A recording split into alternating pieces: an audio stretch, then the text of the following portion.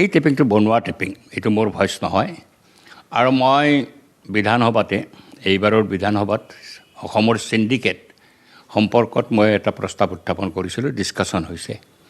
কাৰণ মই দেখিছোঁ যে এই চিণ্ডিকেটে অসমত এটা পেৰালেল ইকনমি চলাইছে। আৰু এই পেৰালেল ইকনমি চুপাৰীত চিণ্ডিকেট, কয়লাত চিণ্ডিকেট, মাছত চিণ্ডিকেট, মুৰ্গীত চিণ্ডিকেট, কণীত চিণ্ডিকেট, এটা বিশাল লুণ্ঠনৰ এটা ব্যৱস্থা কৰিছে। চুপাৰী অসমৰ বাহিৰলৈকে যাব, আমাৰ লোকেল চুপাৰী যোৱাৰ কাৰণে চৰকাৰৰ পাৰ্মিশ্যনো আছে। পাৰ্মিশ্যন থকাৰ পিছতো এটা দলে এই চুপাৰী তেওঁলোকক ধন নিদিলে তেওঁলোকে পাৰ হৈ যাবলৈ নিদিয়ে, পুলিচৰো সাহায্য লৈ পেলাই বন্ধ কৰি দিয়ে বা গাড়ী আটকাই দিয়ে।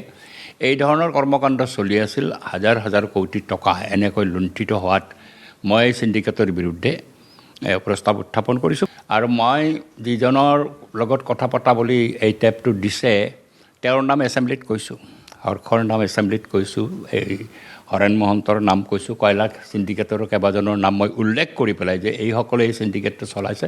আচলতে মই হৰ্ষ জানা যিজন, মই হৰ্ষৰ কথা এছেম্বলিত কৈছোঁ, কৈ থকা বুলি দিছে, কিন্তু কি এমাউণ্ট মই ক'লোঁ সেইটো দিব নোৱাৰিলে।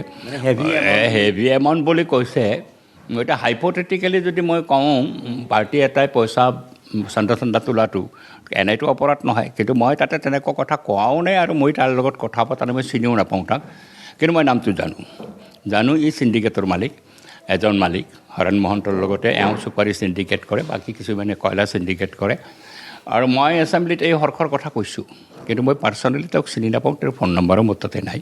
ফৰেনচিকত যাবনে নাই আপুনি এই বিষয়ে? মই ফৰেনচিকততো যামেই, মই নিজাববীয়াকৈ চাইবাৰ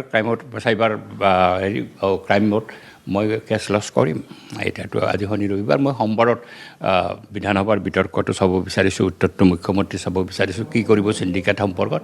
আৰু যদি চৰকাৰে সদৰ্থক ব্যৱস্থা গ্ৰহণ নকৰে তেতিয়াহ'লে মই নিশ্চিতভাৱেই এই ধৰণৰ কাণ্ডৰ বিৰোধিতা কৰিম আৰু এইটো মই চাইবাৰ ক্ৰাইমত যাম। এটা ৰূপম নামৰ মানুহ, মোৰ একজন চিনাকি ৰূপম তাতে আছে, কিন্তু সেইজন ৰূপম হয়নে নহয় মই নাজানো।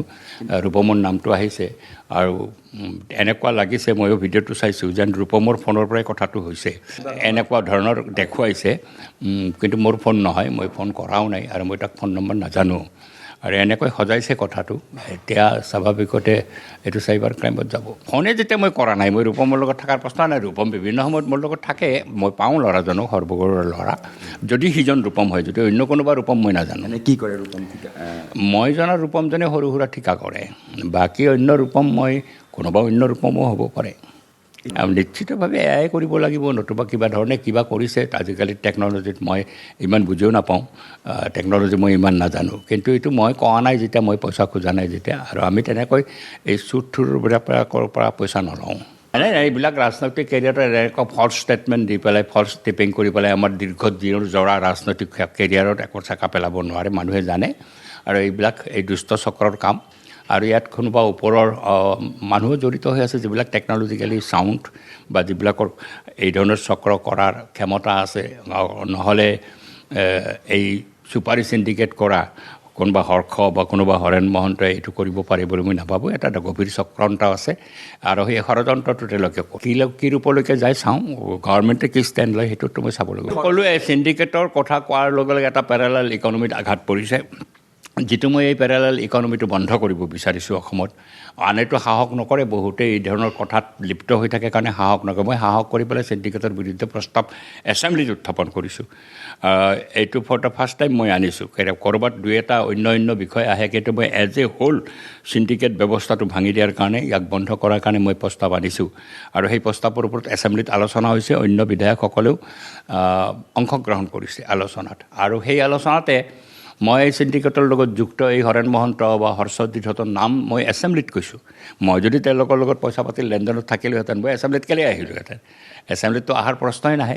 মোৰ সমষ্টিবাসীয়ে মোৰ সম্পৰ্কত স্পষ্ট ধাৰণা আছে, আপুনি তাৰে কমেণ্টবিলাক চালে গম পাই যাব। 99% কমেণ্টে এই ধৰণৰ কথাত বিশ্বাস নকৰে। আৰু এই ধৰণৰ কাণ্ড কাৰখানা যে এতিয়া হৈ আছে আৰ্টিফিচিয়েল ইণ্টেলিজেঞ্চৰ জৰিয়তে, এইটো চবে বুজি পায়। দিয়া নাই, এতিয়া কালি ঘটনাটো ঘটিছে, কালি ভাইৰেল হৈছে, এতিয়া ইমান দৌৰি কৰি মই আকৌ চাওঁ কোন চ'ৰ্চৰ পৰা কি আহিছে। মই অলপ খবৰ ল'ব লাগিবতো, কোনে এইটো বনালে, কোনে কি কৰিলে, কোন জড়িত। অকল এজনক টাৰ্গেট কৰি পেলাই মই ফৰেনচিকত গ'লেতো নহ'ব, আৰু কোনোবাটো জড়িত আছে। মই সকলো কথা বিবেচনা কৰি পেলাই মই সিদ্ধান্ত